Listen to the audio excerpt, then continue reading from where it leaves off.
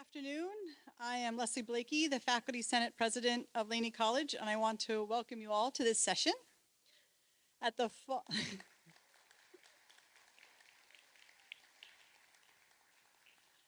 at the fall ASCCC plenary, the 5 Senate presidents were able to hear Chancellor Christian's Vision 2030 for community colleges, and we are thrilled that she is able to be here on Peralta District Flex Day to have a conversation with us.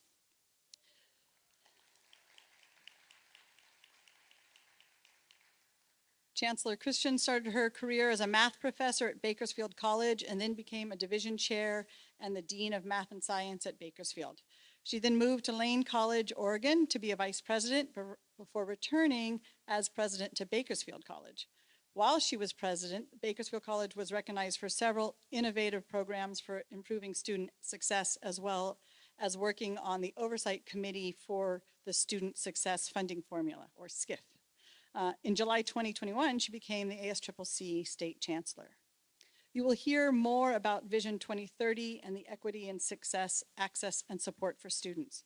It was very exciting for me to hear about the Chancellor's vision on working with generative AI and the workforce, as well as the educational implications of AI at the same conference that Laney faculty presented for a first reading for a new discipline in artificial intelligence and data analytics. As one of the many people who are so proud to highlight the excellent CTE programs throughout the Peralta District, it was exciting to hear the Vision 2030 emphasis on continuing to develop equitable workforce and economic development and focus on career trainings. And in fact, the podium I am standing at was made by the Laney Fab Lab. So just want to highlight our CTE programs. And finally, in addition to the fine work done in many different transfer pathways throughout Peralta, to hear that the equitable pathways to baccalaureate degree, including expanding bachelor's degrees at community college, is also a part of Vision 2030 was inspiring, particularly as a point of privilege. The biomanufacturing program at Laney College is one of the programs that has transferred students to the Solano College bachelor's program every year since its inception. So without further ado, on behalf of my Faculty Senate President colleagues, I welcome Chancellor Christian to address the Peralta District community.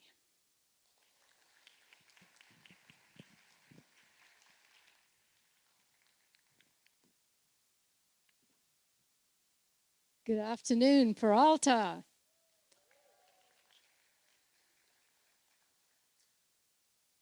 Well, I hope my slideshow doesn't fail because I'm not equipped to do rap music or remember poems that I could recite.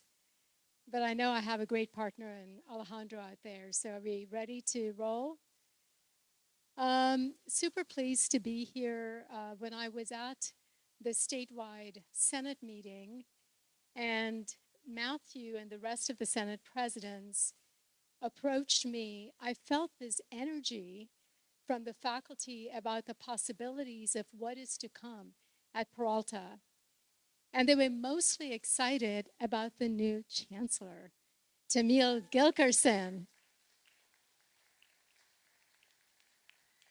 And I must tell you that not only are the faculty here at Peralta and administrators and classified and students excited about Tamil's appointment, but I can tell you that the CEOs across the state of California were super thrilled because what you have in Tamil, and you already know this, is someone who is absolutely courageous. She's going to get in there and get the job done and take Peralta to heights, to really new heights. And while doing all of this, you're going to have a lot of fun. So give it up again for your chancellor, the one and only Tamil Gilkerson.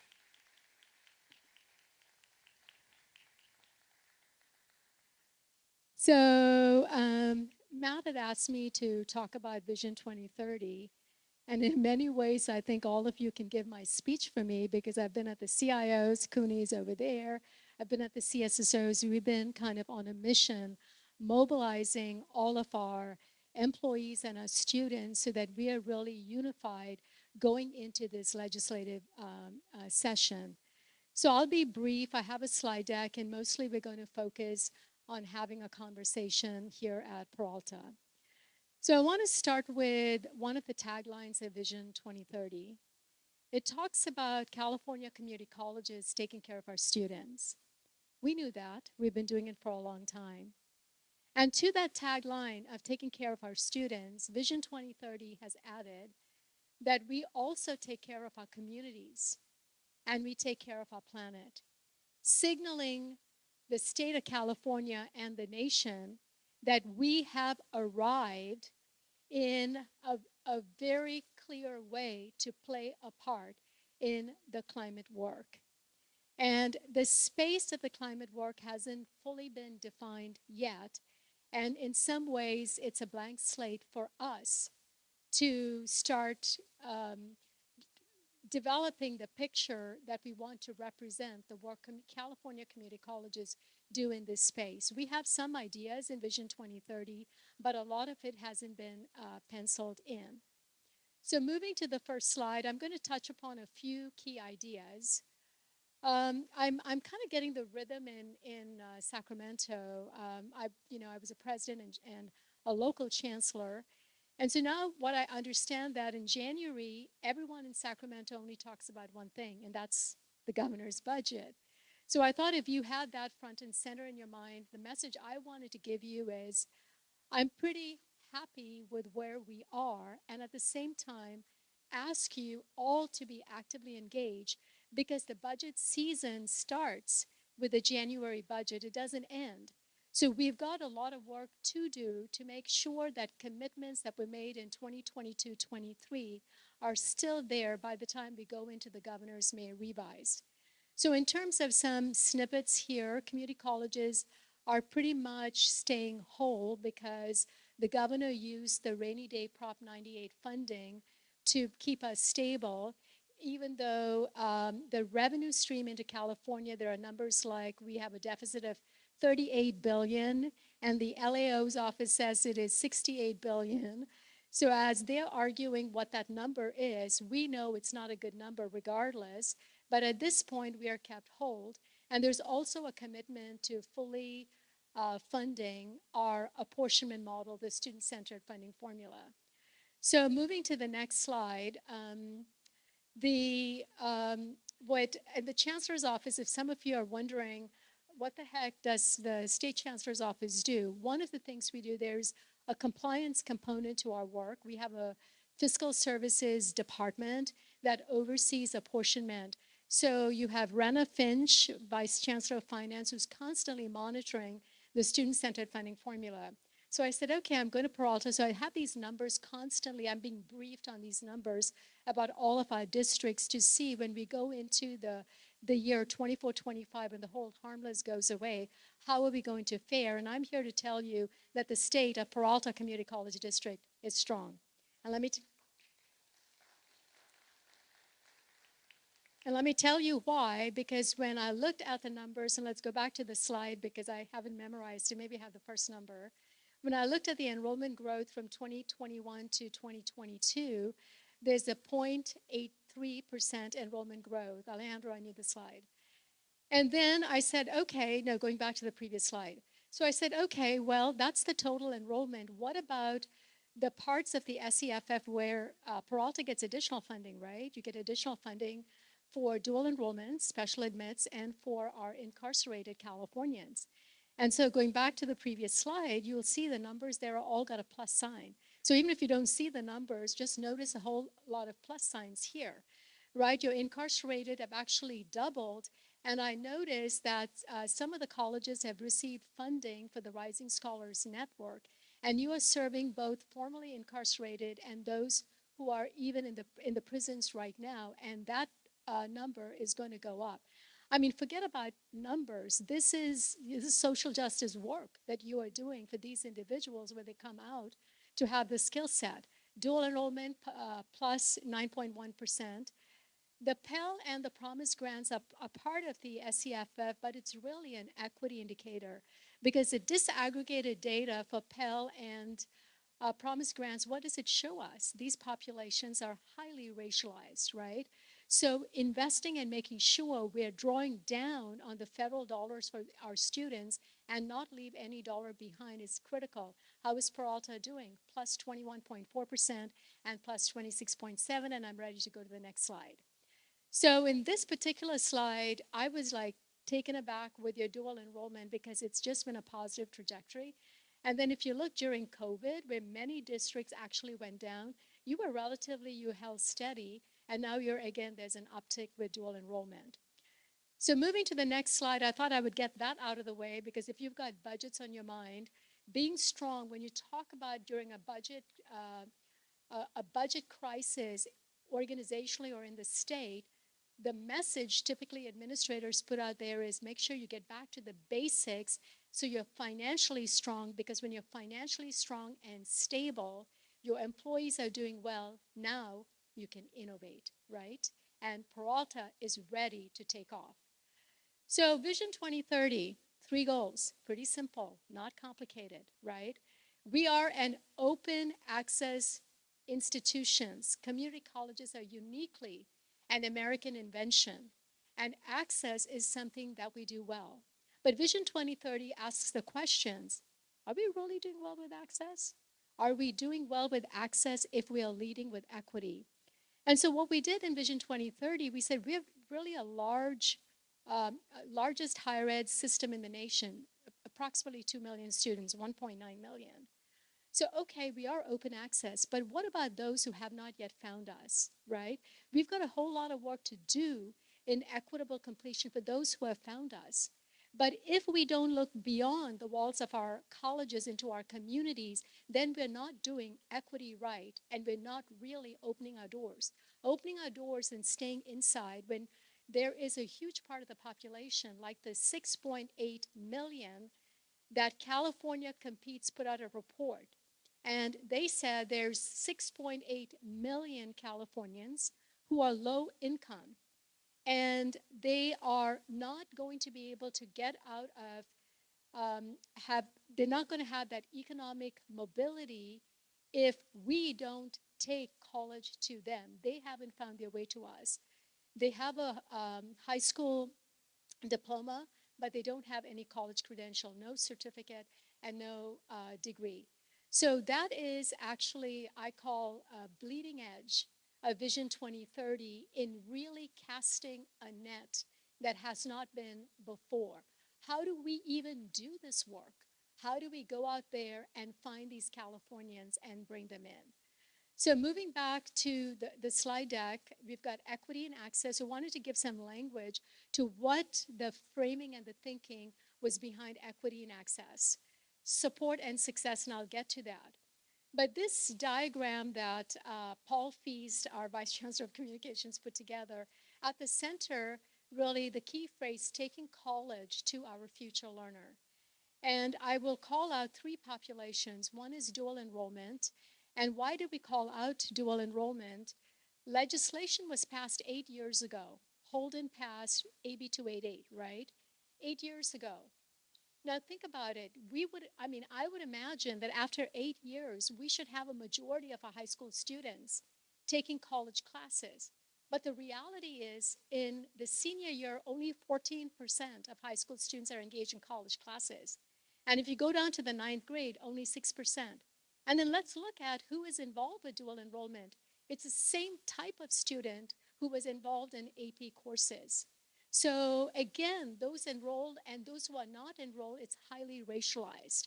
So Holden passed the bill primarily from an equity lens to bring college to those that did not do college through AP. So we've got a lot of work to do, and you are already intentionally engaging with dual enrollment, and there is a lot more to be done when you look at the opportunity. If it's only 14% that are engaged in dual enrollment, what is 100 minus 14, right? You've got a large number still not come to us. I wanted to call out incarcerated Californians only because you guys received some RSI, RSN funding. And to the extent that the Chancellor's Office can walk with you in this implementation, we're happy to do it because we're creating a demonstration project around it. And we're trying to make sure that our incarcerated Californians get a credential, right? Not just courses, ad hocing courses. I mean, getting a course is better than not. But once you get in, start thinking about pathways. And just a word on demonstration projects. In the past, the Chancellor's office has primarily been in the compliance arena, and we wanted to take a risk and be bold. So we are creating demonstration projects where we have best practice that we want to scale up, but we don't know that it's going to work. But rather than trying to wait for the perfect plan, and perfect being the enemy of the good, we're just putting it out there and creating a sandbox with the various constituent groups to start doing the work and then learning and iterating. So that's sort of the context for the demonstration projects. And in that graphic, I talked about the low-income adults. So moving to the next slide. Um, in equity and support, we talked about the Pell and Promise grants. I want affinity groups. You have Emoja programs in Mesa. I believe in them. I think they really, really increase the outcomes for our Latino students, our Black students, our Indigenous students. And you are already working those programs. So scale it up, take it deeper, go Peralta. Social safety nets is a new piece, at least for me. When I was looking around the state, there are many districts starting to engage with county services so that students, we can draw down on county services similar to Pell Grants. California notoriously leaves money back and doesn't draw money down to our students like Oregon. I was in Oregon, and we will always talk about California not being, because our tuition is comparatively lower than other states, we're not very aggressive in drawing down that federal money that is meant for our students. So Vision 2030 says, let's not leave money back. And that's the same thing with social safety nets. So we are creating a demonstration project to scale up how districts can intentionally go into MOUs for CalFresh dollars and other mental services support. And many of us are doing it with the COVID dollars that we've had. But once that money runs out, we want to make sure that we are drawing down on social safety nets. And the last piece is Cal Grant reform. I don't know if we're going to be, well, I won't say that. Let's try to get Cal Grant reform to happen. It has to. It's kind of crazy that community college students are not at parity with our CSUs and our UC. So we've been doing this fight for the last 3 years, and we're going to continue to do it even though the revenue scene doesn't look too good. We think of it as a return on investment. So moving to the next slide, I think I'm moving into the strategic directions here. Leslie covered it, so I'm not going to spend too much time. I will tell you that if you have a moment, just kind of thumb through the 18-page Vision 2030. We have a high-level aspirational ideas, but we go down to about 12 actions that are at the core of what we are trying to mobilize in the field. And to the extent that you can bring it into your conversations here at the district, at the college, and at the different committees, I would be hugely grateful. So very simple, baccalaureate attainment, workforce. Workforce has a lot of money available that we need to hold on to, and we can be innovative, and it needs to be a whole campus conversation. Workforce development cannot be a conversation that happens on the career education side of the house. It needs to be a global conversation. And then generative AI and AGI. Moving to the next slide. Here are the actions. I've listed it. You have the slide deck, and Matthew can get it out to you, or just Google it and find it. I want to call out a few pieces here. Leslie talked about baccalaureate attainment. We are doubling down on transfer. This idea when you're out there talking to people and they look at you as a community college person and say, you know what, our transfer rates are so low. This is what you need to tell them. I'm going to give you a data snippet, right? So I heard it from legislators when I came in. So I sat down with John Hetz, who's our lead researcher at the Chancellor's office. I said, I want to know from 2017, what was our growth in ADTs? 48%. And then I said, okay, now I want to know what was the enrollment growth at the CSU? 18%. So I can tell you that we have those who have completed an ADT but haven't gotten into a CSU. So we're pulling our part in this equation. And now what we're trying to do is find ways in which using technology to get our ADT completers that information automatically flowing. Let the data flow. We're in 2023 for crying out loud. And once that ADT information goes, if it's a guaranteed transfer, they should just get an admissions letter instead of having this four-step process. What, number one, you complete the ADT. We've done that, 48.6% growth.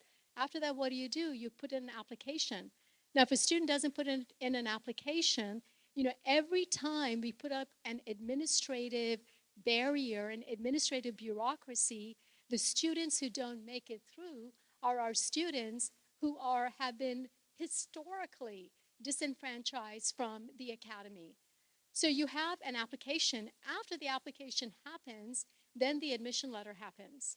After the admissions, then the enrollment happens. And our students are also, many of them place-based students. And when you're looking at rural areas in the Central Valley where you don't have many opportunities.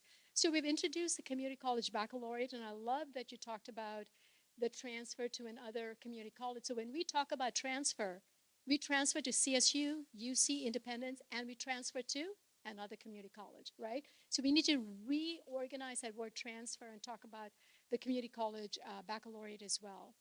So moving back to the action slide so I can remember what to say. Oh, I wanted to also put out this credit for prior learning, and this is where we need faculty really helping us think through how to make this happen, because I think it's bleeding edge innovation. So to me, credit for prior learning, I heard about it 20 years ago when I started as a faculty member way back at Bakersfield College, right? So what is different about Vision 2030 and just credit for prior learning, credit for prior learning? We're trying to do three things. First, actually set up the infrastructure, and we're starting with veterans. If you have been in the military and you come back, the ACE catalog has done that translation to how does it connect to, and many times it's CTE courses rather than, a philosophy course or a history course. So that's like the easy, it's low-hanging fruit. And then the second one we're tackling is apprenticeships. So we know in apprenticeships, construction, for example, they have on-the-job training and they become an apprentice. But we can map it to our courses, right?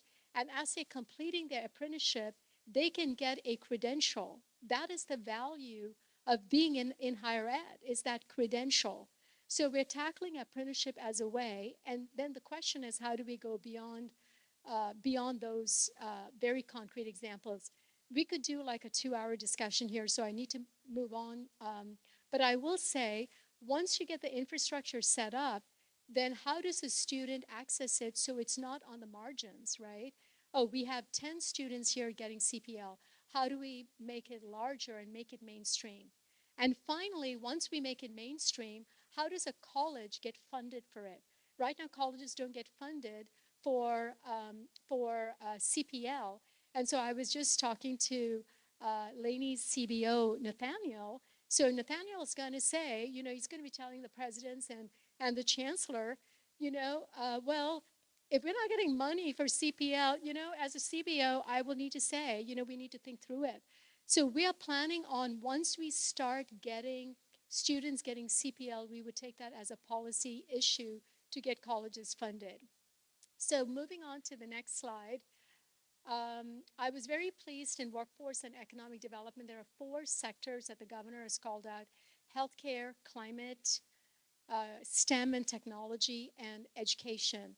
And when I was looking at your California Apprenticeship Initiative, you've gotten funding for it, okay? You've got it in teacher prep, and I want to learn all about it because I still we haven't created a demonstration project around teacher prep. So if you've cracked the code, or you think you may have cracked the code, then we can look at maybe having Peralta sort of be, taking the lead. So I'm on the lookout for examples of good practice around teacher prep, apprenticeship programs. And then you also got funded for community healthcare workers, which is extremely extremely important. Have you heard the phrase care economy before? Does that make sense to you? Okay.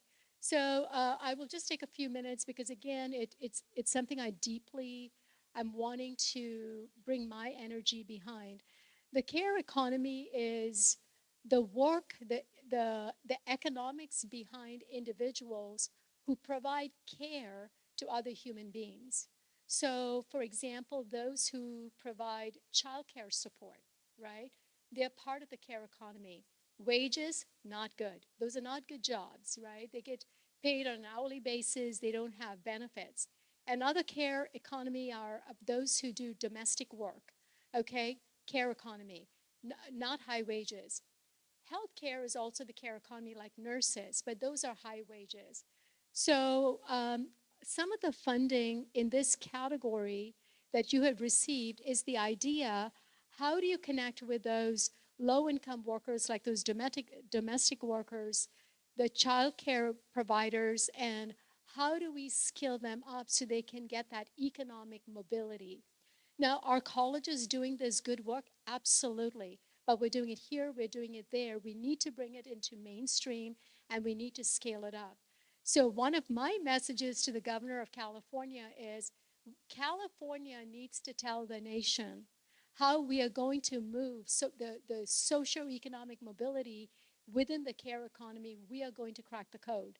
And for California to crack the code, it's the community colleges that's going to do it. So I invite you and the faculty in particular to really start thinking about how we can approach it. I think that may be my last slide, or it might be generative AI. So moving to the next slide, which is the last slide. Uh, the two, Vision 2030 in many ways tweaked Vision for Success, but reframed some of the work, okay? Reframed and went deeper with guided pathways. The new frontier that we are tackling are related to low-income workers. The new frontier is climate, and the new frontier is AI. And so we sort of put that out there early on, right in June, we put it out there. There's a lot to unpack with the AI work, and I'm sure in the conversation, we're going to get to unpack it some more. So I think I did well with time, and we will open it up for Q&A. Well, thank you very much, everyone.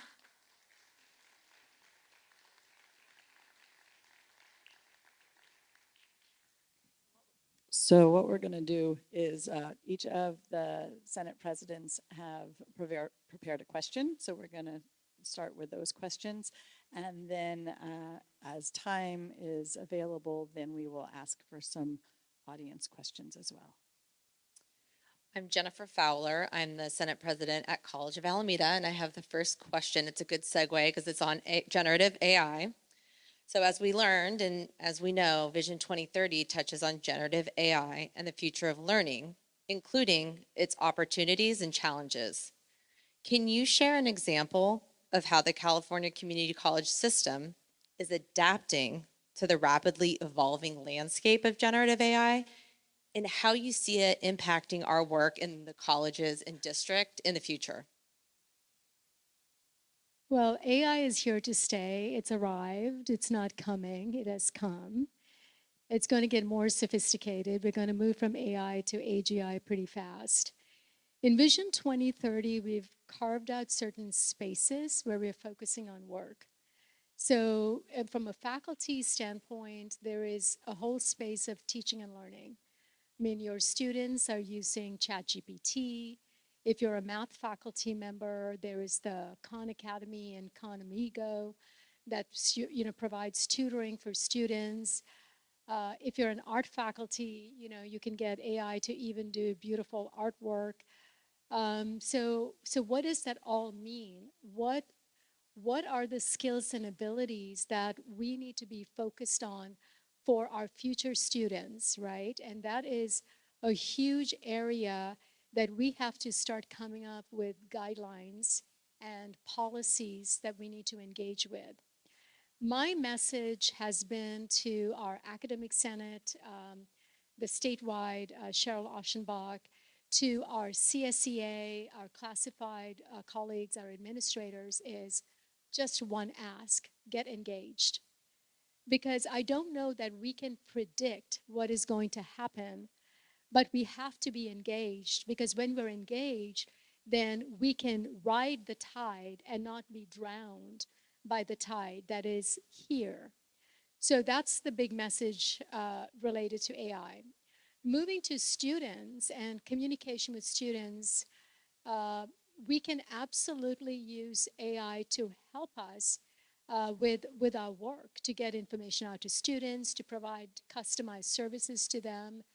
I know, for example, I was talking to the president here at Laney College, and thank you, Laney, for hosting. He was sharing with me that Laney's got meta majors and communities of students. And I mean, you can imagine what you can do with a high touch and high tech. So that is really the second space that we are starting to dabble with AI. The third space is really large data sets. When you have 116 colleges with 2 million students, that's a large data set. And we've got historically decades of information in our SIS locally at the district. Now, the CSUs are starting to work and think about building ways in which they can use smart machine learning and AI to really open up and understand in some ways secrets that we've not been able to get to because we haven't had the tools. So, but to do that, there's a cautionary note.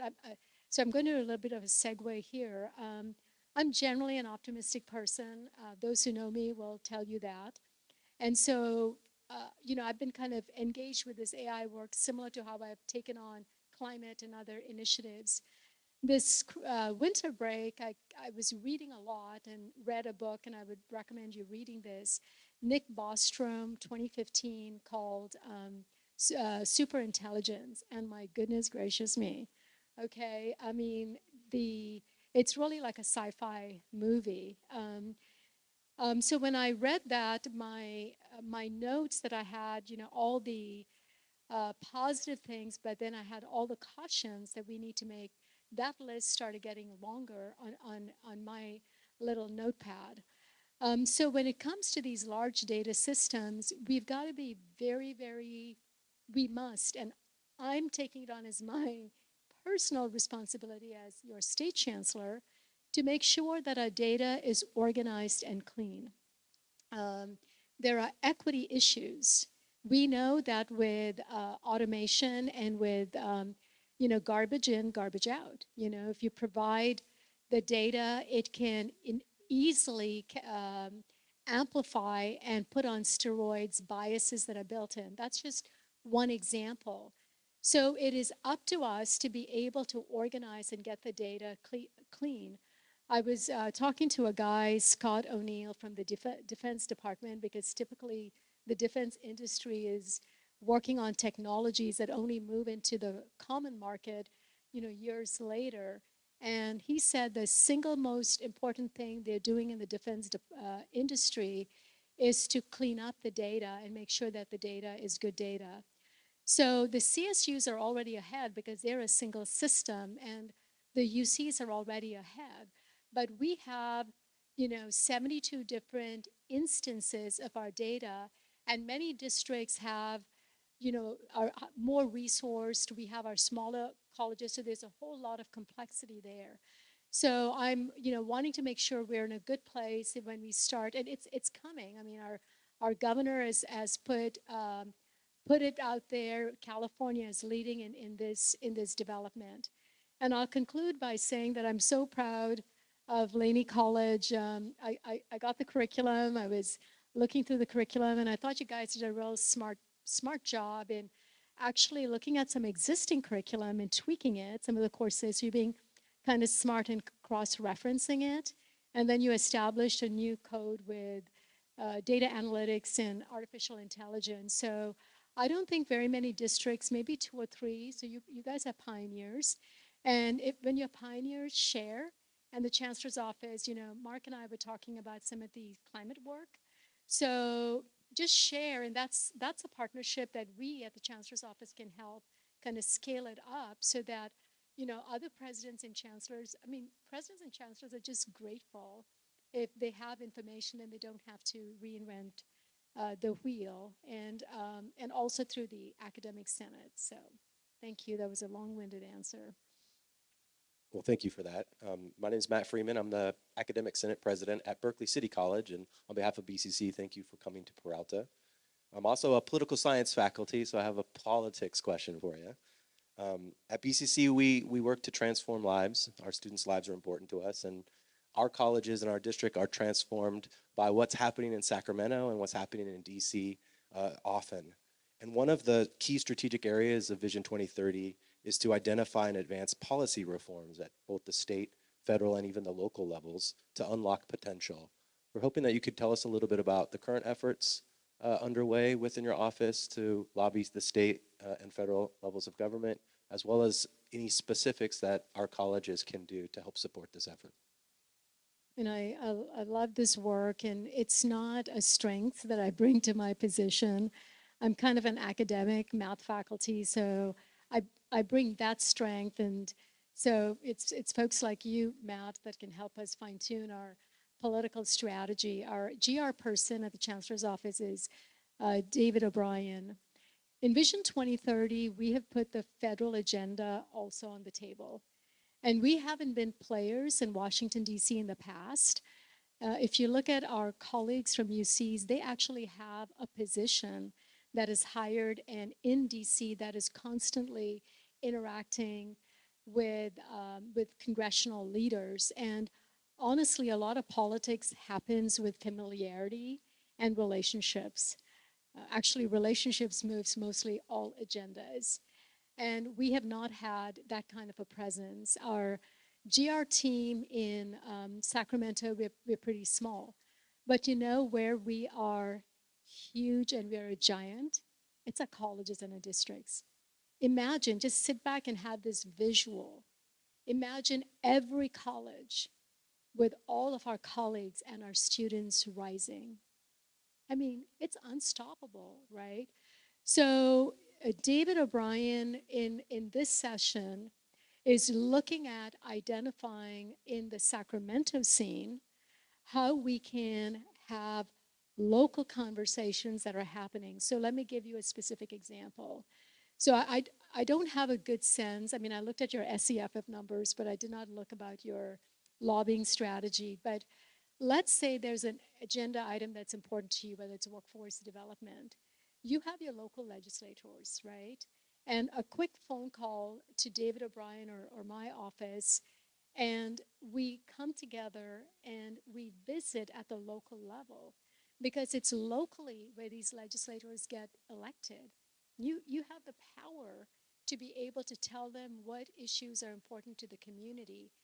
And so Vision 2030 is going to see my office linking arms with that local conversation. And then, of course, when we have like events in April, there's a big event in Sacramento, but that is more just kind of, there's activity and bonding, and you need that. We as humans need that, right? So we're going to have a lot of fun in April together. But the real movement happens in the local conversations. In February, there's a DC trip when our national association, ACCT, has a legislative session, and the districts go, the chancellor's office goes. And again, it's really a good place to be because you just get energized. Your Senate president will be coming with the chancellor's office delegation, so we go as a team. So Cheryl Oschenbach will be there. And I don't know necessarily that we make good strides in those sessions, but we come in and they see the power of the California community colleges, and then following up with their congressional leaders when they're here locally. And I would love to specifically, if you're taking this on, I would love for you to intentionally invite us to partner with you and start really moving some work. One of the pieces of work that we did recently is on veterans, and we partnered with Riverside Community College District. But that's the only experience so far I've had. So that would be my message. Thank you. Thanks. Happily, you've answered a number of my questions already, but this is Matthew Goldstein. I'm the president of the District Academic Senate, by the way. The default male name here should be Matt or Matthew, and you'll be right 66% of the time. But the question I had was about the practical tips that the Chancellor's Office could offer to local colleges and districts about how to realize the Vision 2030 principles. And you mentioned demonstration projects, for example, the importance of sharing with the Chancellor's Office, and also advocacy and working with the Chancellor's Office to advocate for community colleges. Are there other concrete measures you would like to see colleges and districts take to help actualize the Vision of 2030? So Matthew Goldstein is the one that sent me the email inviting me to come to Peralta. And this week is kind of a crazy week. And there was a sentence in that email that caught my attention. It was something I picked up from the faculty leadership right there at the Senate, this sense of a new beginning. And again, referring to you, Chancellor Gilkerson, as well. And I also picked up on that same energy when I was talking earlier this afternoon with one of your trustees, this sense of, greater things are yet to come. And when he said new beginning, I was like, oh my gosh, I need to be there. And we toyed with the idea of doing kind of, zooming in virtually, but I was like, no, I really want to be there. And part of the job, I feel my job is to really show up, is to show up and be present. So yeah, lots of ways, we talked about lots of ways.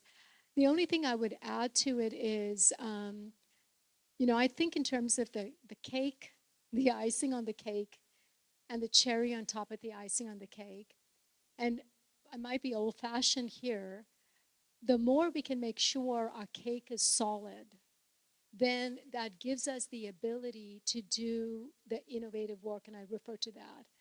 So make sure that, I ran into your outreach person earlier today, and I said the outreach work is one of the most important pieces of work because it is evolving. The work that outreach did 10 years ago is very different from the work that outreach is doing now. You have maybe a department and an individual, but it's a whole campus effort that gets channeled into that outreach office that bears the title, but it's everyone's responsibility. When we talked about Vision 2030, taking college to the individual, that is equity, right? So outreach is getting redefined in what that looks like. So at Peralta, and tomorrow is your college day, starting with the district day. Get down to those. Make sure the basics and the fundamentals that you're really strong. And we may end up quibbling about things and arguing about things. That's all well and good. That needs to happen to keep a healthy environment. An environment without arguments is a stale environment. And regardless, stick together to keep that base strong so that Peralta will be, soaring and reaching new heights. So that would be the additional piece, and then the partnership with my office as well. Thank you, Matthew. Okay, thanks. So I'm Tom Renbarger. I'm the Academic Senate President at Merritt College, and I'm also a physics and astronomy instructor. So I just want to say it's personally gratifying to have someone in the Chancellor's office in such an integrally related field. And then as a scientist, I'm going to ask a science question, so following up on our keynote address this morning that highlighted, it was kind of a sobering presentation highlighting one of the many, many impacts of climate and how it is actually hitting close to home. My question would be, what can you provide more specifics about how the California community colleges would address the urgent need for climate action and perhaps even become leaders in that area? So we have a document that talks about 4 spheres of climate action, or 4 fields of climate action. I'll briefly review it, but I want to also say, was in Bakersfield, air quality not that great. And so for various reasons, about 10 to 12 years ago, I started mobilizing on the climate front and was feeling really, really the sense of, agitation. I picked up a book recently that it came out January 9th, I think. It's by Hannah Ritchie. Can't remember the title. She's a data scientist, and she kind of zooms out, astronomy faculty, so you'll love this. She zooms out and looks at really large data sets and and approaches it to a way by saying, we may be the first generation really to start developing sustainable practices. So if you haven't grabbed that book, grab it, because sometimes when we get too depressed, I know I do, I tend to get paralyzed. And I need to grab hold of a shining light to be able for me to start moving with boldness and confidence. So back to the question at hand, on the facility side, so if you're connected to facilities here, our message to the governor, and also, back to Matt's question in DC, we're trying to get money from the infrastructure bill that Biden has passed in the climate realm to the California community colleges. So this is our message, okay? It is, you're wanting to do climate infrastructure, and you're saying you wanted to do with equity so that the richer parts of, our society, can't afford to buy a Tesla. How does it become affordable about charging stations, all of the above. Your answer to building out climate infrastructure is your California Community College, or a center of a California community college that is probably in a rural setting with underserved, hard to reach communities, disinvested communities. So we actually, the governor is planning to do a climate bond, and we've already submitted a proposal that talks about building microgrids on our campuses, and we can scale it up if he has a lot of money for us, or scale it down. So that is an example of facilities and being modeled so that our students are seeing how we are living day to day in what we do. We're practicing what we preach, and they become role models. So that's one arena. In the arena of workforce and curriculum, workforce is evolving really quickly, whether it is related to agriculture, whether it's related to energy, whether it's related to, I don't know what you guys are dabbling in. There's offshore wind, there's lithium, there's a lot. So it depends on what is the workforce conversation here that is kind of related, and just gearing up and being models and offering that workforce curriculum. What I'm super excited about, and I haven't had anyone take me up on this, and this is where, like, even for AI, the Academic Senate is leading the work for the Chancellor's Office. We're not leading the work. It's Cheryl Oschenbach and FAC, Wendy, who are leading that effort. So back to the climate piece, I would love to see us having all of our curriculum, our science curriculum, every time it comes up for curriculum review, now being reviewed from a lens of building a generation of children who are have a sensitivity and a love for our planet, and they want to embrace and take care of our resources in a way that it's their own resources, right? So it's not only the science curriculum, but it's also our humanities and our social sciences. I know that West LA is dabbling with some of that. And if there's someone who is wanting to be out there and say, okay, we're going to get started, I'll back you up. May not be with money, but I'll try to find money. But I'll back you up with all of the visibility I can bring to it because of my position. And I take my position not only humbly, but seriously, because I know I can spotlight, issues that are really, really important.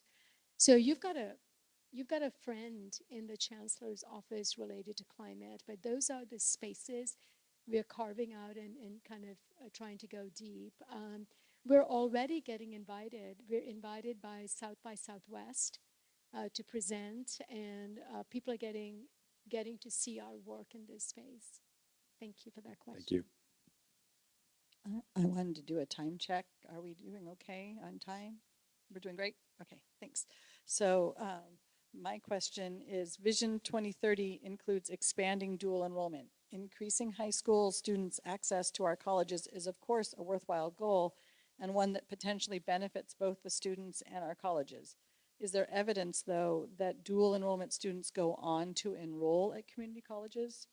And are there data about how dual enrollment students who enroll directly from high school in four-year institutions are doing? Dual enrollment. So, you know, who is our student, right? Who is the community college student? Is a student in the 11th grade who is enrolled in a welding class being offered by Berkeley City, a student of Berkeley City? I would say they are, right?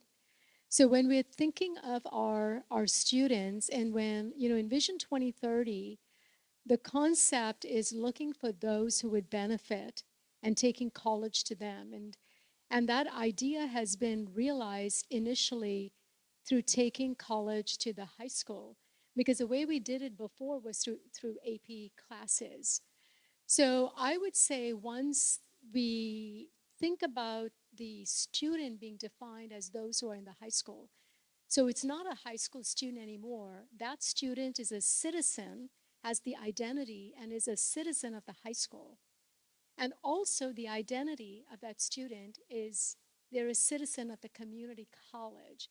So I think that's how you know, Vision 2030 thinks about the student. Now, when a student has, let's say, 20 credits of college classes, their chances of enrolling, coming to the actual physical campus or the virtual campus, there's a higher probability that they would come than if they stayed in high school, did not take dual enrollment, and then dropped off, right? So there's a higher chance. So you see, my first reframing is they're already your student, okay? They're already your student. And then there are some students who are actually finishing with their associate's degree at the same time. There was a study done in Kern County where I was chancellor before, and we tracked the students to baccalaureate completion, and most of them went to CSU Bakersfield and to Fresno State. And the percentage of baccalaureate completion was significant. Now, you're looking at populations in Kern County where baccalaureate attainment rate in Delano, California is 4%. 4%. So when you have an entire high school like McFarland, where every student is doing, you know, all 200 who are graduating have some college, and out of those, if 40% of them are getting an associate's degree, and we track those students, you know, and they're getting a bachelor's, you know, it's significant number of an increase. So that's what I would say, you know, when you're having those conversations and debates, is really start thinking about who is our student, and then see where that conversation takes you. Dual enrollment, I'll conclude by saying it's not, you know, just transfer pathways that we're focusing on. We're focusing on CTE pathways. And for those students who prefer hands-on learning like apprenticeship, we are investing significant dollars from a state program called the Youth Apprenticeship Program to invest so that they can do things like construction trades, welding, but at the same time they get college credit. I mean, how incredible for someone who doesn't see college in their future and thinks, okay, I'm going to be just an apprenticeship. And we say, you know what? That training that you had was rigorous, and here you are. You're getting a course credit, and you're also simultaneously getting a credential on your way to an associate's and a baccalaureate degree. Please continue your work, continue asking the tough questions. Your trajectory shows that you're doing something incredible with dual enrollment. There are questions that are even asked whether, you know, what is the right development of a student to engage in college classes, and you have the answer right here. You have the answer with your counseling faculty, your discipline experts, to find what are the right courses that need to be offered? What are the right pedagogies that go for that student population? It's the community college faculty who figured out what is the right pedagogy to go into the prisons.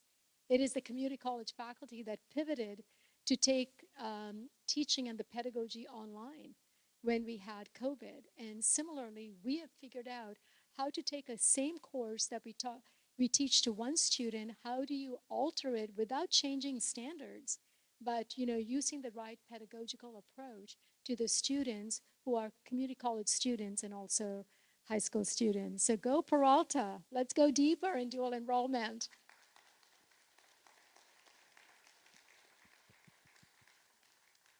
So we wanted to move to other questions, and Chancellor Gilkerson has a microphone, and we also might have some questions online. I forgot to ask you, Chelsea, if you were getting that. But what we've seen at ASCCC plenary is that we often alter from in-person and online, so maybe we could try that.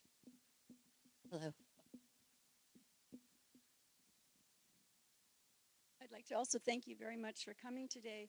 And I was very inspired to hear you talking about cracking the code and the bleeding edge and a concern for people for socioeconomic mobility. And how can we reach out to students who are not currently serving? Well, many students did not get what they needed in the K through 12, and they need remedial classes. And with the formula funding and with the overall thrust towards the side of the community college that's a business and chasing after numbers, I think we are losing students who really need the community aspect of remedial classes. And I'd like for you to speak to how we can serve them, even if we're saying they're not required to take sequential classes and prerequisites. The fact that we're cutting those classes, we're also cutting those students. Well, what I see that community college faculty do extremely well as administrators and classified staff, is that we welcome all students into our courses and then provide the support for the students to be able to be successful. How those support structures are crafted is, happens, locally. For example, a point to consider is, there's sequential, there is also core requisites.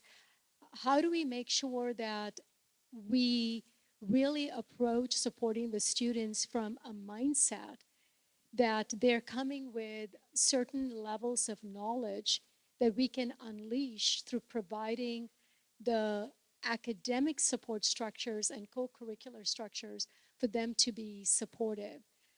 The whole idea of AB 705 and remedial education, historically there has been data crunching that has happened with several research think tanks that have shown that when students have had to go from one class to the next, often without the supports, that we lose the students.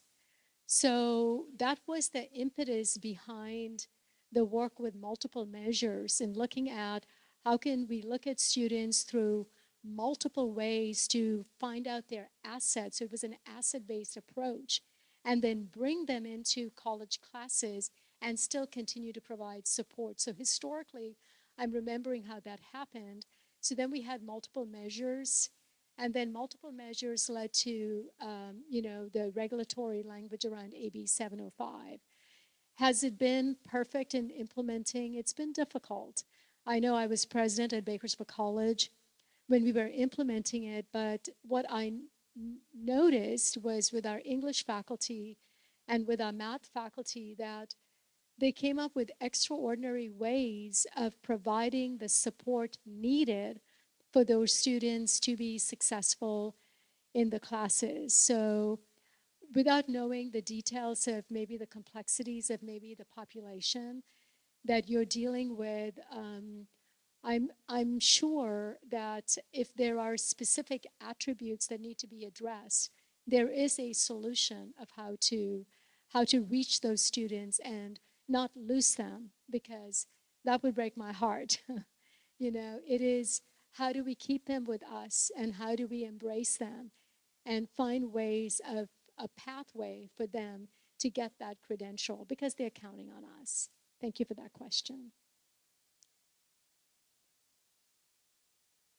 So, Dr. Christian, there are nearly 100 people on our Zoom call today, and a number of people have asked questions. I'm sure we're not going to have time to answer all of the questions. So if it's okay, I'll email them to Paul, and maybe we can, get some kind of feedback on the questions that we don't have time for. But I'll ask the first question that came in. So the question is, why hasn't California embraced ability to benefit? We have 5 million people without high school diplomas or GEDs. At 18%, that's the highest level in the country.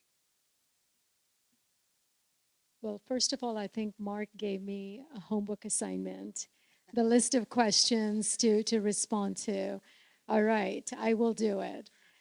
So I'm not sure about ability to benefit. Can you guys help me out here?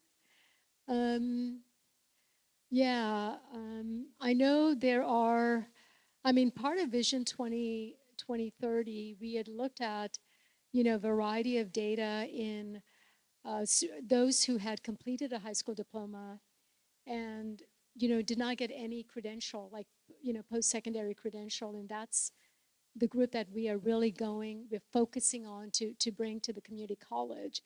We also looked at those who may not have completed, a high school diploma and looking at how we could partner with community-based organizations and have them be the outreach arm of the community college so we can kind of figure out what are their circumstances, because it really comes down to customized types of support.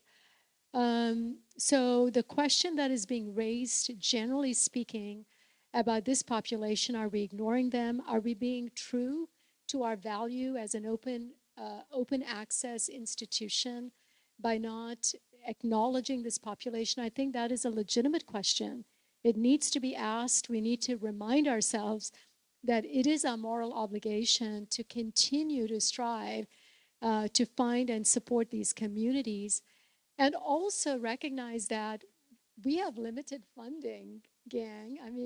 This is where when we're in Sacramento, we've got to tell that compelling story about, the funding that we receive, and we do a phenomenal job. So that's my best attempt to address that question. I hope that answered the question. So Mark, I have 2 questions in the room so far, so I'm going to go to this next person.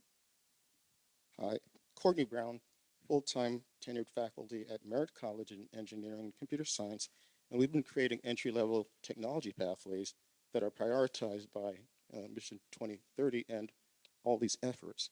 Yet, we've created a cybersecurity pathway where we scored in the top 3% of a field of 4,000 colleges and university teams. We have a computer science degree with an AI specialty. Yet when we try to schedule them at the department level, there's an austerity model that says you don't have enough faculty or budget to give the students the courses they need to go all the way through the degree within 2 years. What can the State Chancellor's Office do to improve the ability to introduce new programs, especially those prioritized by the CCCO plan?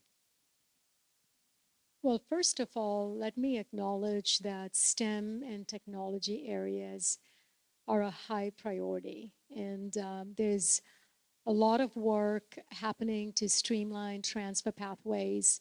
Engineering is something that right now there's a group focusing on to see what are the sequencing of classes. Cybersecurity is huge. It is both at the higher levels when you're looking at transfer pathways, but it's also being looked at in a technical way as entry-level skills, so there's a huge amount there. The question of financing is always a question. It's there. We have to figure it out. We need to be creative. At the statewide level, the approaches that we take are related to regular funding opportunities, apportionment, general apportionment to the colleges. but also looking for specific commitments like categorical funding for certain areas. And we are pursuing that in the STEM and technical areas. When it comes to a department level, I mean, truly, I was in the math department as a faculty, and then I was department chair. It's a matter of sitting together and figuring out solutions, you know, bringing in your VPI and trying to figure out how far it goes. We are looking at also grants. There's Department of Labor grants, NSF grants, and we have talked about it at the State Chancellor's office, but we haven't been able to resource it to figure out a way how we could develop synergy among districts. So right now, districts pretty much apply for grants on their own, but we are having some conversations with foundations to see if we can bring, and STEM is number one on the list together. Healthcare is also another area to figure out how we can resource it. So that's the best I can do. There is no magic bullet for resources. The political action work that Matt brought up is where we can get significantly more investment. But other than that, it's going to be locally figuring it out and then statewide looking at philanthropic dollars and grant dollars to support. But I'm in your camp. STEM is important. Thank you very much. Chancellor Christian, we have time for one more question. Chancellor Gilkerson has the mic. Okay. Thank you. Hi, thank you for coming. My name is Roger. I'm from Laney College, Ethnic Studies Department, and I'm the faculty lead for all of our Rising Scholars programs. And so my question, I'll contextualize it a little bit. Our district is deeply impacted by incarceration, but actually do not have one prison or jail in our service district. Laney College currently operates a robust college program at the Alameda County Juvenile Hall with permission from a neighboring district. But whether it's juvenile hall or county jail, the Peralta region, namely Oakland, California, is deeply impacted by reentry students. Folks are coming home from prison and jail directly to Oakland and Berkeley and Alameda, but namely Oakland. And so in addition to SB 417, the Rising Scholars Bill, do you foresee enhanced apportionment for formerly incarcerated students, the SG 15 population, in addition to the SG 04 currently incarcerated population? Thank you. No, thank you for the question. Honestly, we haven't talked about it. And so I'm super pleased you have flagged this and gotten it on my radar. And I really appreciate the way you describe the context that the Peralta district is in and your college in particular. So I think it gives me a better understanding. I was at Bakersfield College when the bill to serve incarcerated Californians came out, and firsthand, you know, as an excited new president, took it on and built the program. So have a unique place in my heart to provide that support, even on the outside. And you're doing a phenomenal job. John Hatz shared with me the charts and graphs of the work that you're doing.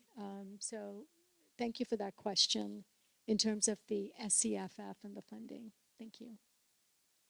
I think we should thank Chancellor Christian for her attention and her conversation.